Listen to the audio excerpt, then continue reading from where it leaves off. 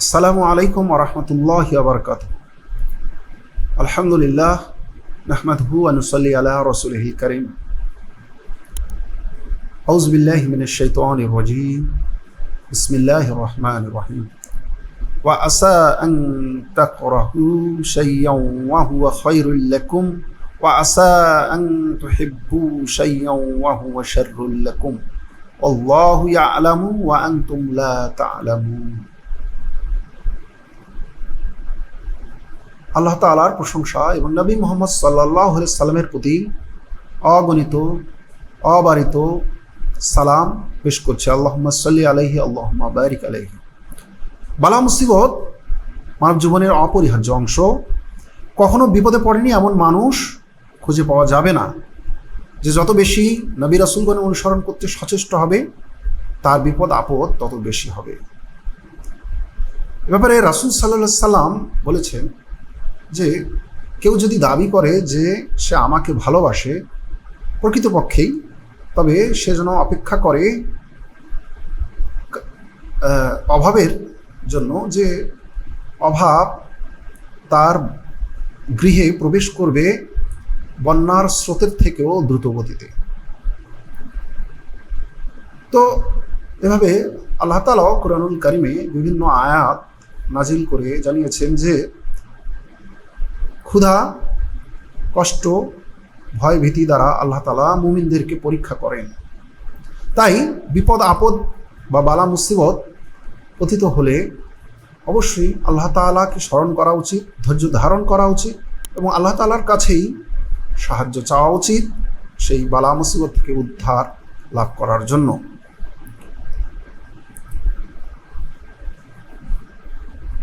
আল্লাহ তাআলা সূরা বাকারার 216 নম্বর আয়াতে বলেন, ওয়া আসা আন তাকরাহু শাইয়্যান ওয়া হুয়া খায়রুল লাকুম ওয়া আসা আন তুহিব্বু শাইয়্যান ওয়া হুয়া শাররুল লাকুম। হতে পারে কোনো বিষয় তোমরা পছন্দ করছো অথচ তা তোমাদের জন্য কল্যাণকর, আবার হতে পারে কোনো বিষয় যা তোমরা পছন্দ করছো অথচ তা তোমাদের জন্য অকল্যাণকর। আল্লাহু ইয়া'লামু ওয়া আনতুম লা তা'লামুন। আল্লাহ সব বিষয়ে জানেন আর তোমরা জানো না। তাই মুমিন ব্যক্তি কখনো বিপদে পড়লে তাতে সে যে কষ্ট অনুভব করে তার জন্য তার কিছু গুনাহ মাফ করা হয়। এ ব্যাপারে উম্মুল মুমিনিন আয়েশা রাদিয়াল্লাহু আনহা থেকে বর্ণিত একটি হাদিস, এখানে আল্লাহ রাসূল সাল্লাল্লাহু আলাইহি সাল্লাম বলেছেন, মুসলিম ব্যক্তির উপর যে সকল বিপদ আপদ আপতিত হয় তার দ্বারা আল্লাহ তার পাপ মোচন করে দেন। এমনকি যে কাঁটা তার শরীরে বিদ্ধ হয় তার দ্বারাও গুনাহ মাফ করা হয়। সহিহুল বুখারীর অন্য একটি বর্ণনায় এসেছে, আবু হুরায়রা রাদিয়াল্লাহু আনহু থেকে বর্ণিত হাদিসটি, রাসূল সাল্লাল্লাহু আলাইহি সাল্লাম বলেছেন, মুসলিম ব্যক্তির উপর যে সকল ক্লান্তি, যাতনা, উদ্বেগ, উৎকণ্ঠা, কষ্ট, কঠিন দুশ্চিন্তা ও পেরেশানি আপতিত হয়, এমনকি যে কাঁটা তার দেহে বিদ্ধ হয়, এসবের দ্বারা আল্লাহ তার গুনাহসমূহ ক্ষমা করে দেন। আবু হুরায়রা রাদিয়াল্লাহু আনহু বলেন, আল্লাহ রাসূল সাল্লাল্লাহু আলাইহি সাল্লাম বলেছেন, যদি কোনো মুসলিমের গায়ে এই দুনিয়ায় একটি কাঁটা বিধে এবং সে এর বিনিময়ে সওয়াবের আশা রাখে, কিয়ামতের দিন তার পাপ রাশি মার্জনা করা হবে। মুসাব ইবনু সাদ রাহিমাহুল্লাহ তার পিতার সূত্রে বর্ণনা করেন, তার পিতা বলেন, আমি প্রশ্ন করলাম, হে আল্লাহর রাসূল, মানুষের মাঝে কার বিপদের পরীক্ষা সবচেয়ে কঠিন হয়? তিনি বললেন, নবীদের বিপদের পরীক্ষা, তারপর যারা উৎকৃষ্ট তাদের, এরপর যারা উৎকৃষ্ট তাদের বিপদের পরীক্ষা। মানুষকে তার দিনের উপর দৃঢ়তা অনুপাতে পরীক্ষা করা হয়। তুলনামূলক যে লোক বেশি ধার্মিক তার পরীক্ষাও সে অনুপাতে কঠিন হয়ে থাকে।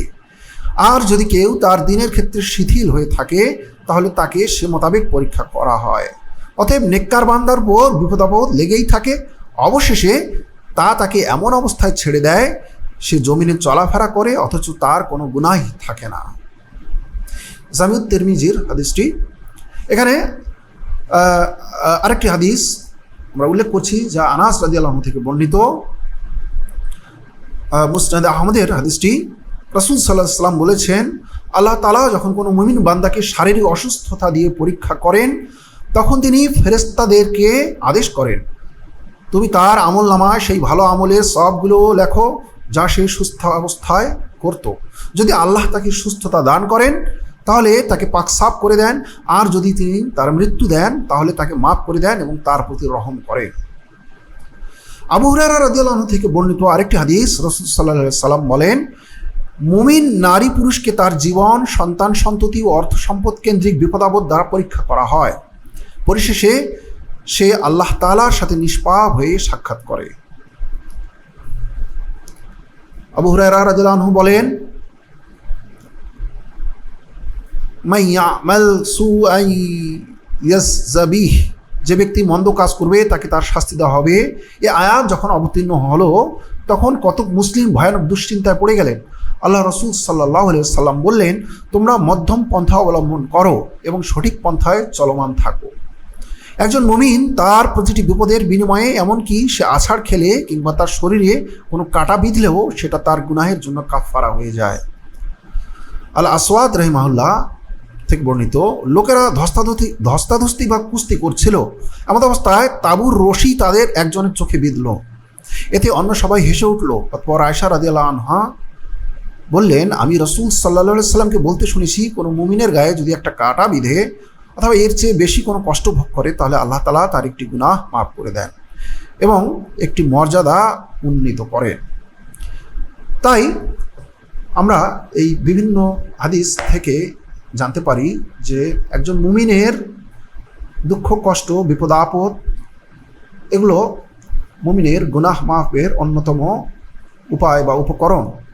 তাই দুঃখ কষ্ট বিপদ মুসিবত বা অসুস্থতায় আমরা নিরাশ হব না, বরং আল্লাহ তাআলার উপরে ভরসা করব, তার কাছেই সাহায্য চাইব এবং যদি আমরা ধৈর্য ধারণ করি, আল্লাহ তাআলার উপরে ভরসা করি, তাহলে আল্লাহ তাআলা আমাদেরকে সেই বিপদ থেকে বের হওয়ার উত্তম পথ বের করে দিবেন এবং আমাদেরকে দান করবেন পবিত্র জীবন, আমাদের গুনাহসমূহ ক্ষমা করে দিবেন এবং আমাদেরকে মুমিন হিসেবে কবুল করবেন।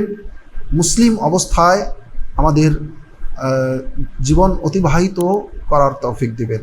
আল্লাহ তাআলা আমাদের সবাইকে এই বিপদ আপদ বা অসুস্থতায় ধৈর্য ধারণের এবং আল্লাহ তাআলার উপরেই ভরসা এবং তার কাছেই প্রার্থনা করার তৌফিক দান করুন। আল্লাহুম্মা আমিন। সুবহানাকা আল্লাহুম্মা ওয়া বিহামদিকা আশহাদু আল্লা ইলাহা ইল্লা আনতা আস্তাগফিরুকা ওয়া আতুবু ইলাইক। আসসালামু আলাইকুম ওয়া রাহমাতুল্লাহি ওয়া বারাকাতুহু।